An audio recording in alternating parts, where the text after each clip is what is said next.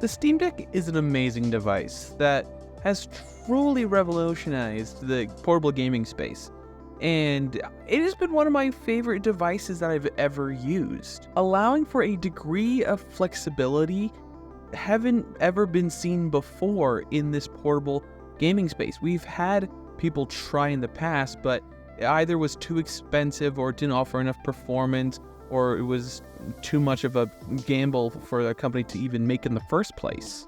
In the first time I ever felt something like the potential that the Steam Deck could exist is with the Nintendo Switch. If it wasn't for the Nintendo Switch proving the feasibility, I feel like, of a high-end portable gaming experience, we wouldn't have seen the slow trickle of people like GPD, Ian Neo, and others who have entered the space over the years to make an attempt to really try to make the PC gamers version of what Nintendo Switch is. As those all became more and more successful and became more and more viable, they started getting the eye of these major, PC manufacturers. Lenovo, MSI, Asus, Valve. And the first real big attempt by a major company was Valve, putting their whole weight behind it, having a degree of customizability never seen before in the personal computing space outside of the game consoles. Valve going to AMD and asking for a custom, gaming solution for a portable gaming device is amazing, and seeing all these other companies make an attempt like ROG and Lenovo with the Z1 Extreme, MSI with Intel, trying to make these more power efficient and graphically powerful SoCs, allowing for people to game anywhere they could possibly want and enjoy a very high quality experience. And now, after owning the Steam Deck for 6 months, I can truly say this is one of the best gaming devices of all time, and truly is and will be a major step forward for all gaming. It's built on what came before and is the standard of what is to come. It is a phenomenal device, allowing for users to experience things like Linux gaming for the first time, causing Linux market share to go from less than 7% to going up till 10%, the highest amount of Linux users we've ever seen. And I believe it's mostly attributable to the Steam Deck's existence, selling millions of units, just injecting a huge amount of new users now who get to learn Linux for the first time, forcing and showing in a way game developers that Linux is a viable gaming operating system, and you can learn to work around its less than, fair methods of people using it, cheating and whatnot, making things like Proton, Wine, and other translation layers allowing Windows applications to run on Linux. Valve themselves pouring a whack ton of development and money behind enticing developers to come to the Steam Deck platform and optimize their games for the Steam Deck. While some of the other companies haven't gone that far, but they have gone plenty far with their encounters with, the chip manufacturers, getting AMD to make these more power efficient at low wattages, while allowing for increasing graphical performance with their custom APUs. It is phenomenally powerful to see how far those chips have come in even the 2 years since the Steam Deck has been originally released. With AMD's future Strix's Point and current generation processors, it's amazing to see where the industry is going, and it makes me really excited for the potential of a Steam Deck 2. There have already been rumors of an ROG Ally 2 coming out, and I feel like the Steam Deck is a perfect example of what these devices should be, from the touchpads on the controller, making it super easy to interact with desktop operating systems. The unique ergonomics allowing it for play to go over hours. If I had to say one only negative about the Steam Deck, in my opinion, is the fact that it has a pretty dog shit battery life, but so does all these other devices. So that is a universal thing that needs to be worked on, but especially if you're playing lighter indie titles or just using it as an office computer, it's an amazingly powerful system that covers a lot of people's performance in gaming needs. That aforementioned flexibility, I have installed Windows on my Steam Deck, and it's awesome. Being able to play all my Windows games that aren't available on SteamOS yet.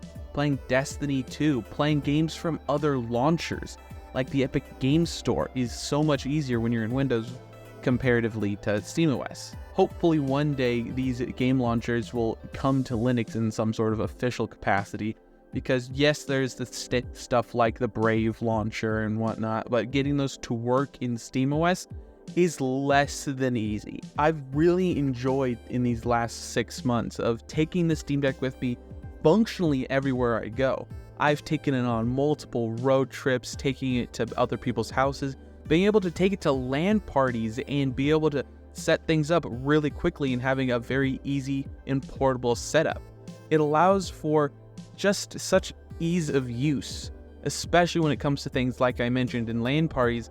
I didn't have to bring a whole gaming PC or build a small form factor gaming PC. All I needed was a small portable monitor, a Steam Deck dock, and my Steam Deck, and I was ready to go. The Steam Deck is powerful enough as it is to already play a vast majority of esports titles. I was able to thoroughly enjoy Halo Infinite on my Steam Deck. I could play games like Overwatch 2 on my Steam Deck. Granted, you can't play some of those games because of anti-cheat problems, but I was able to enjoy the vast majority of esports titles on my Steam Deck, in quotation, running in Windows. Me owning this device has inspired a lot of my family members and friends to get these sort of portable PCs. My brother got the Steam Deck OLED when that came out. A friend of mine got the ROG Ally. A cousin of mine got the Lenovo Legion Go. Everybody's getting these devices and using them as either desktop replacements or as their primary method of gaming. Moving on to more Steam Deck specific features I've liked over the 6 months. I knocked over my Steam Deck one day and I broke one of the analog sticks. And I thought that was going to be a huge pain in my ass to fix, but I didn't want to go send it to Valve because that would have taken like a week and a half to 2 weeks. So I just popped onto iFixit, bought the Valve sold through iFixit analog sticks, bought a new one, replaced it in my Steam Deck following the Valve supported guides on the iFixit website, and I was able to fix it really quickly in a matter of a few days for shipping, and then installing it back into my Steam Deck being back in working order was like 3 days. It was awesome. And working with repair technicians and repair companies like iFixit, allowing them to make guides, allowing them to sell parts directly from Valve is amazing. The fact that I can fix my Steam Deck without having to worry about breaking some sort of warranty or fearing that it won't work exactly right, or I lose some sort of certification on my Steam Deck.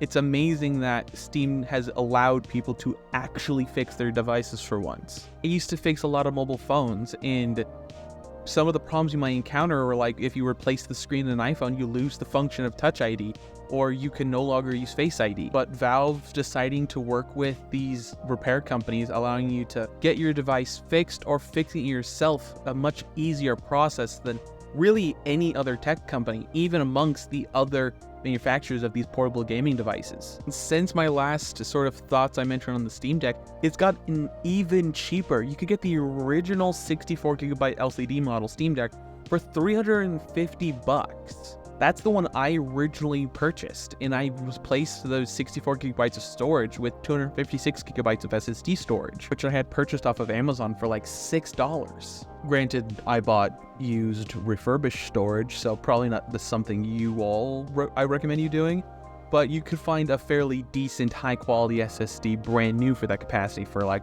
$20-30. I even saw the Steam Deck as low as $299, $250 during extended Steam sales or being sold used on off eBay.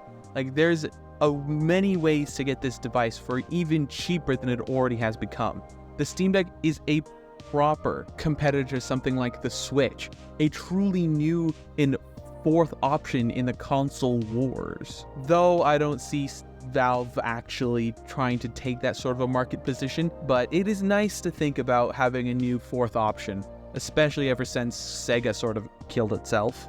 So after 6 months, yes, I do heavily recommend the Steam Deck still. Even now, 2 years after it originally had come out, still offers one of the best price to performance ratios, being one of the best values in this portable PC market, and maintains a decent level of performance regardless of a game you want to play.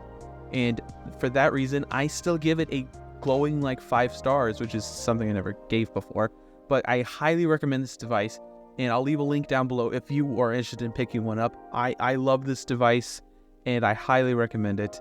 And let me know your thoughts. Have you enjoyed your time with your Steam Deck? I'll be super interested to hear your guys' thoughts down below. Don't forget to leave a like, comment, and subscribe. All the other social media garbage down below. And last but not least, have a wonderful day.